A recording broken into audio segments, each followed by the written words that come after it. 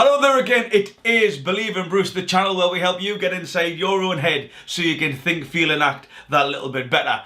Anthony Joshua versus, and in fact I'll spin it round, Andy Ruiz Jr. versus Anthony Joshua, the rematch. The clash on the dunes or whatever they've titled it is occurring soon.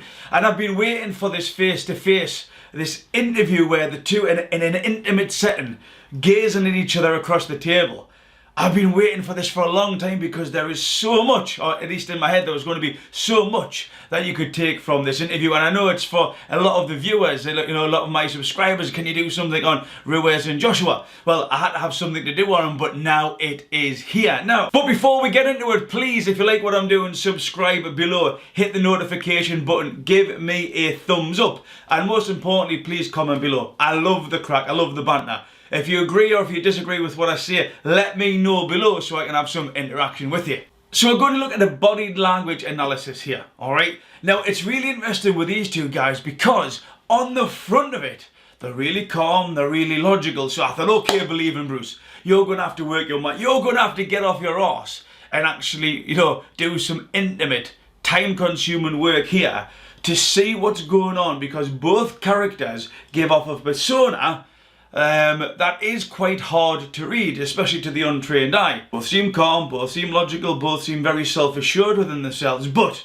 remember what we talk about body language. You've got the limbic system, that automatic system, where the body language comes from. Remember, biology does not lie is the phrase that I've seemed to coin here. And remember, the front of the brain, the neocortex, this is where the verbal communication comes from. This is where we reason with ourselves. This is where we can lie and we come up with theories that actually when we say something. But it's the limbic system, the automatic touch of the nose, the automatic shake of the head when you say no or yes, the automatic move, that energy, the scratch, the self-soothing, the brushing stuff away. These are all the little clues, dear viewers, that I've been looking for here to help bring your attention to what may truly be going on in the heads and hearts of these two warriors. And remember, it doesn't mean that they're lying. Congruence, synchrony, we're just looking for something that's not lined up.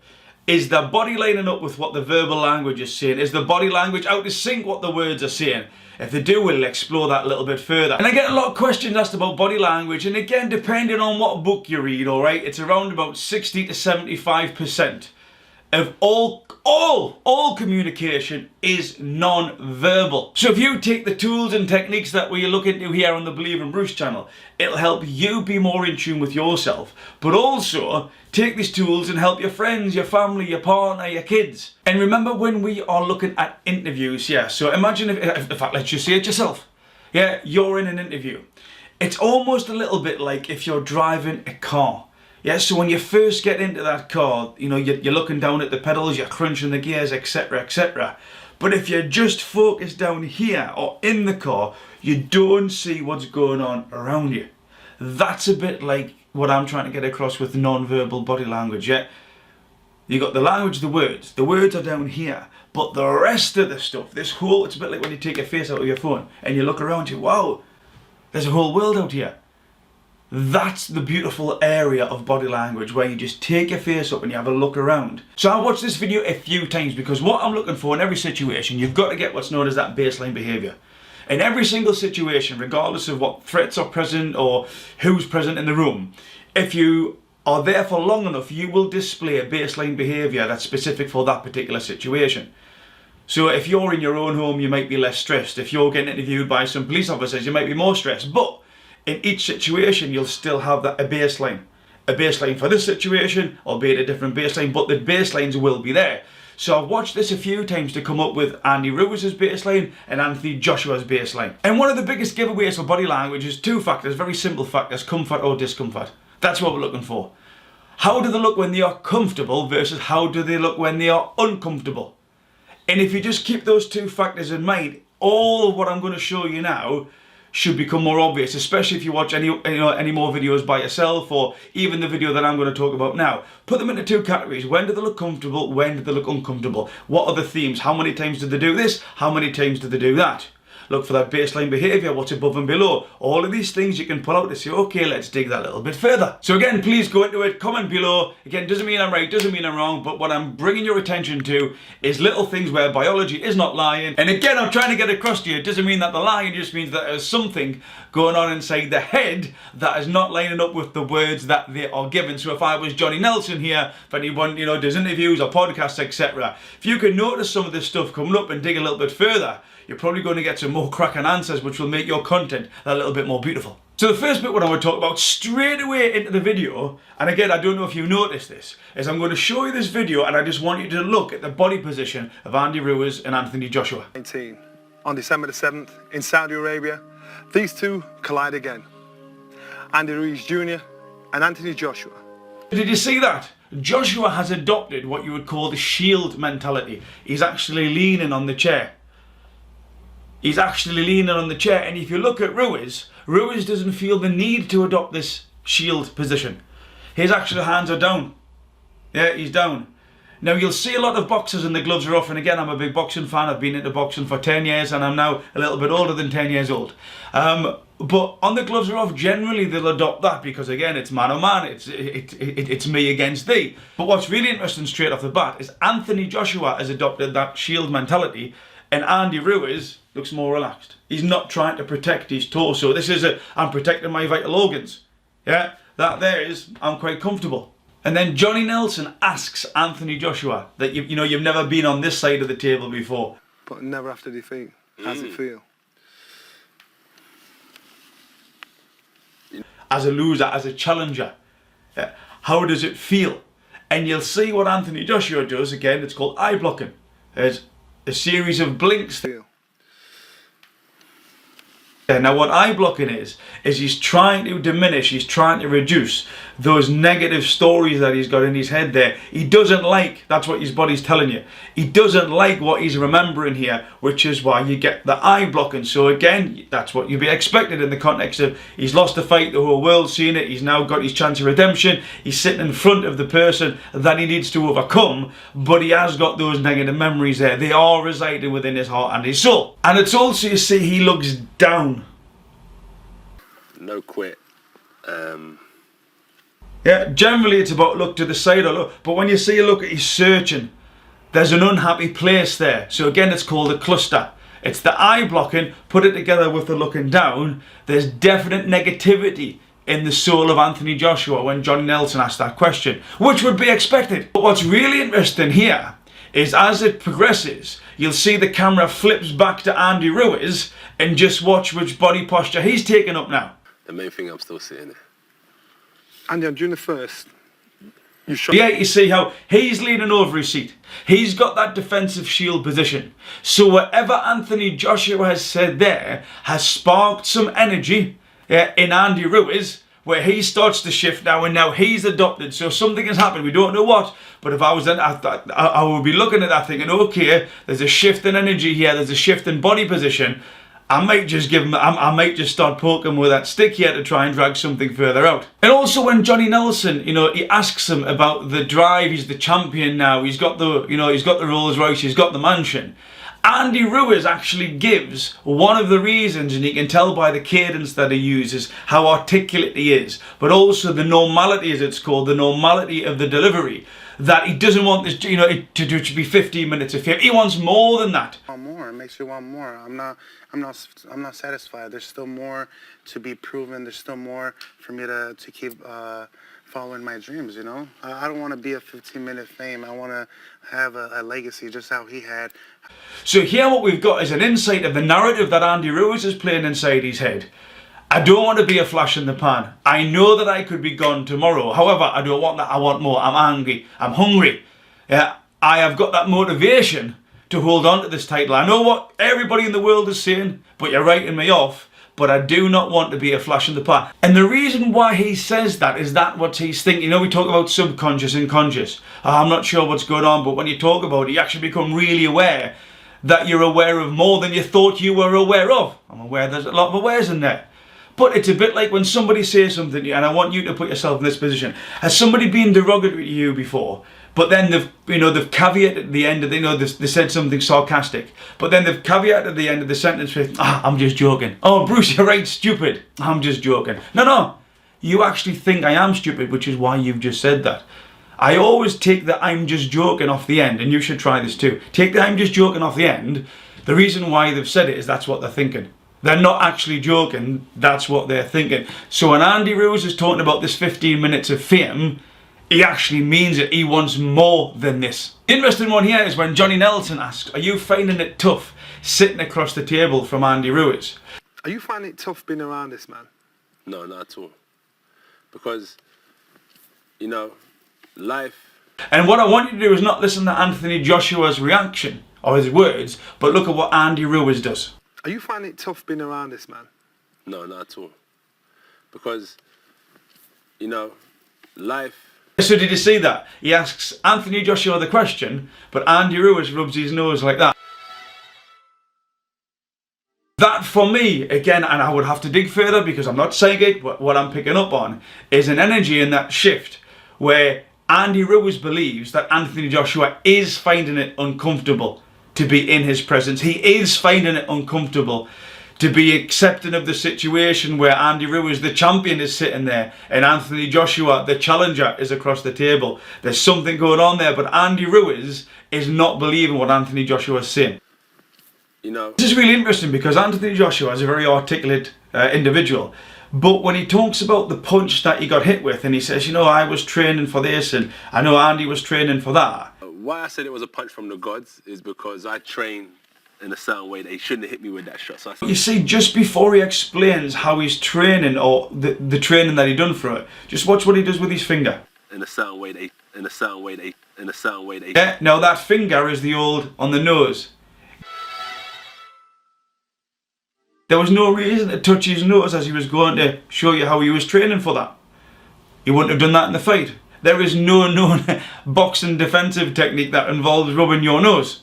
Yeah, so if he's here doing that, but the fact that he rubbed his nose just before he gave that tells me that he probably wasn't training for that punch. Or tells me that he wasn't aware of that punch as much as he would like to try and convince us that he was. And it's interesting when Johnny Nelson says about this punch from the gods. Yeah, this punch from the gods. It was a lucky punch. And he puts that question to Andy Ruiz. Andy AJ said the punch you landed in round 3 was a punch from the gods. It was a lucky punch. And you see Andy Ruiz do this, it's an eye block. A punch from the gods. It was a lucky punch. That, to me, again, I have to do some digging, but it wasn't a lucky punch. And Andy Ruiz, I don't think BelievingBruce does not think it was a lucky punch. All of these conspiracy theories, Anthony Joshua got cracked with a big punch of a big guy and his body couldn't cope with it. I don't think there was anything more or anything less. That's generally what I believe happened. So when people are saying it was a lucky punch, well, could you just class anything as a lucky punch? Is it a planned punch? Yeah, but you see this eye block, and remember, when you're looking at body language, you've got the point of delivery. When somebody says something, what was the body doing 2 to 3 seconds before and 2 to 3 seconds after? Generally, it's right on the button. Yeah, it's right on the button in there, but give yourself a little window. And you see when you ask that question about is it a lucky punch, you see Andy Ruiz do the eye block. Andy Ruiz knows it wasn't a lucky punch. Andy Ruiz trained for that, but I also think that Andy Ruiz thinks he's going to do that again. Andy Ruiz believes that it's that punch that is going to work again. Now, I know that's a lot to take from one eye blink, and I could go into the theories behind it, but again, this video would probably go on for 40 minutes. But there's a lot more to that eye blink than you may be aware of. Now, I found this bit quite fascinating when Anthony Joshua starts talking about maybe all the stuff that he's done that he doesn't seem or doesn't now find relevant to the outcome of winning a fight. So let's just watch this clip. Listen to people, but ultimately no one gave me advice when I needed it, when I really started up. So now everyone, if I got to go running in this, it's not just about running this. Have you got on the right shoes? Are you wearing the right socks? Have you done your warm-up? Have you done this? Have you got your heart rate monitor on? Forget all that. With fighters, the main thing is this going to get me fit for a fight. That's what I got to worry about. So see that I think he's talking about the branding, the commercials, the sort of sponsorship stuff, these responsibilities that he's got. But then he also starts talking about like heart rate monitors and just like stripping all that back and going for a run. So I'm wondering if a thing is going on here called magnification. The loss has hurt him, it's wounded him, there is no debate in that. But is he overreacting? So I get where you will try to understand and think, okay, who is the hangers on? I'll get rid of them. What am I doing that, you know, my commercials, making movies and stuff, alright, I'll get rid of them. But stuff like wearing a heart rate monitor, yeah, that's an interesting one. So my question from that, is he overanalyzed? Is he overreacting? To say, I was listening to somebody the other day when they come in with an issue and they were explaining, not particularly to me, I was in a conversation. You know, I've had a terrible day, everybody hates me at work. Everybody hates you at work. You work with like 3,000 people.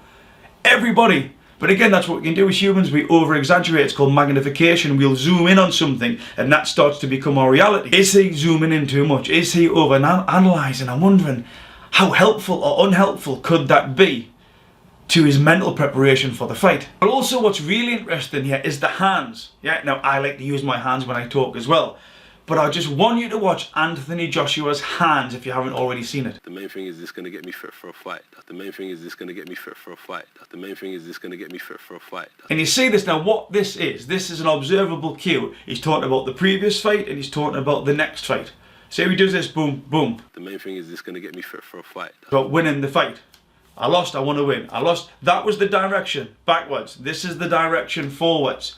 So you can see as he's verbalising it, what his body's telling us is that was the bad one, this one I'm planning to be the good one. Now when Johnny Nelson asks this question here, this is nice because Johnny Nelson is showing his vulnerability. You'll see that he's going to ask the question about did Anthony Joshua quit? And he's going to put it to Andy Ruiz. Andy, I'm going to ask a question, and I know it's an uncomfortable question for all around, but I've got to ask it. Do you think he quit?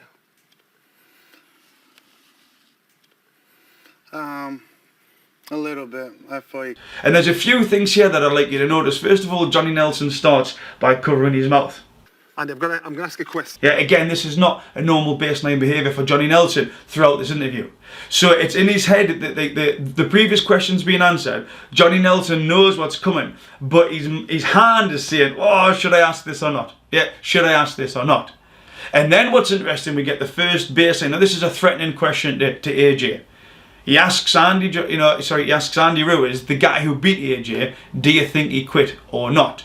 Now what's interesting is this is the first time that Anthony Joshua he keeps his eyes on Johnny Nelson. Do you think he quit? Now Johnny Nelson's asked the question and he's looking at Andy Ruiz. But what's really interesting is Anthony Joshua keeps his eyes on Johnny Nelson. Do you think he quit? And he keeps his eyes for a good 2-3 seconds before he comes to Andy Ruiz. There's an amygdala reaction there. There's a fight or flight reaction. It's like, you know if you've ever been in a pub as a bloke and someone's staring at you and you don't want that confrontation. Like you're aware that they're staring, there's some type of threat here. But you know if you look at them, yeah, it could be on. It's the same type of reaction, but instead of someone going to punch Anthony Joshua, he's aware of, even fearful. And again, it's understandable in the context that we're discussing this. Fearful of the verbal response that Andy Ruiz is about to give. And you also see Andy Ruiz pause.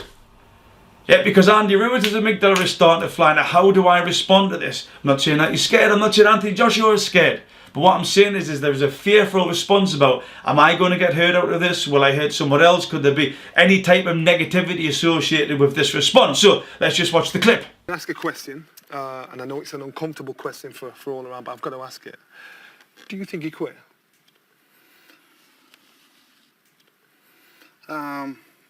A little bit. I feel like. Again, all the way up until that point, every question has been people looking at each other, who was answering it, who was asking it, etc. That point there, it's a fearful one. It starts off by Johnny Nelson saying, oh, I'm not too sure. Yeah. Then Anthony Joshua doesn't even look at where the answer's coming from. And then you've got Andy Ruiz in a pause. But I think that's beautiful. I think that's authentic. You know, you've got three boxers. Remember, Johnny Nelson was a world champion boxer. Yeah. Being absolutely beautifully human, and you're saying, right, okay, yeah, we are human, we do get fearful, we do have that anxiety as well, and this is us. But again, to the untrained eye, people might not have noticed just those little bits of links where it wasn't going together like a perfect jigsaw. What's really good here, again, on a previous body language video, it's always interesting to, if you want to really know what somebody's doing, watch from the waist below. The legs and feet give you a lot more weight than the sort of top half of the body. The top half of the body might, you know, like the guys are sitting here, they're in that position here. But actually, if you watch what the legs are doing, and when Johnny Nelson asks Andy Ruiz, do you think he quit? Are you saying he quit? I think that he quit. So I've heard this. Are you saying he quit? I think that he quit. So I've heard this. Are you saying he quit? I think that he quit. So I've heard this. His top half looks really calm, but watch his legs start to up and down. Yeah, his legs start to tremble. Now, it's not saying that he's scared, but there is that adrenaline rush, and that adrenaline affects the thighs, which is why you're nervous. People's feet start to go up and down. Yeah, the legs start to twitch and vibrate. So what we're seeing here is Andy Ruiz, he's feeling that adrenaline rush. His top half looks calm, but there's definitely something going on there that if I felt that, if I wanted to, I'd start to dig that little bit deeper just to make him that little bit more uncomfortable. But it's all good TV. So again, remember, look at that baseline behaviour. Yeah, we're looking for that baseline behaviour. So before, Johnny Nelson asks Andy Ruiz, do you think AJ quit? AJ continued to look at Johnny Nelson, even though the answer was going to come from here. Andy Ruiz paused before he answered. Now, it's exactly the same situation here. So what we've got is a repeatable pattern. Yeah, behavioural patterns here. Johnny Nelson asks Andy Ruiz, are you going to end this man's career? Are you going to try and end this man's career?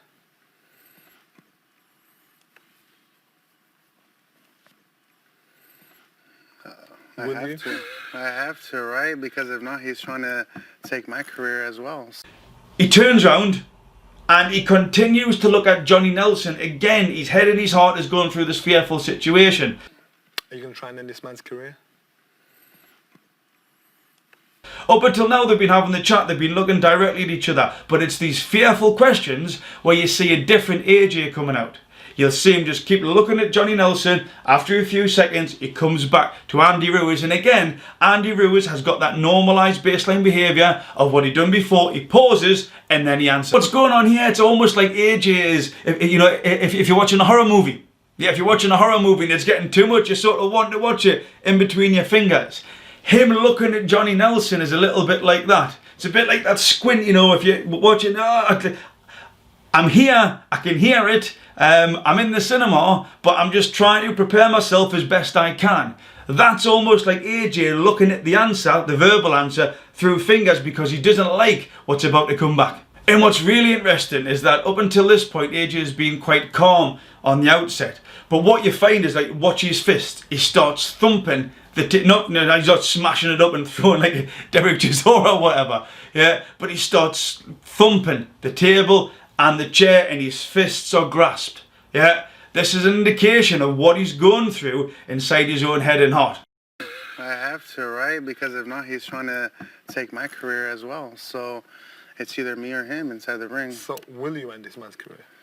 If God willing, I am. Which again, in the context, is actually to be expected. The guy's preparing for a fight. You can see it's in him. Yeah, but it's interesting. That's the first part of the interview where he starts to display these type of behaviours. But one of the biggest things here, and I think this is what he's been practicing, I think this is what could be, and again, AJ, if I give the game away here, I do apologise, but when you are asked a certain question, what your body does is it allows us to see what's actually going on inside our head and our heart. And when Johnny Nelson asks him about the prediction, when Johnny Nelson asks him about that prediction, there's a cluster here. What's going to happen December the 7th? I got burnt the first time, I won't get burnt the second time. You see what he done there? It was what's called a stress release. Whew.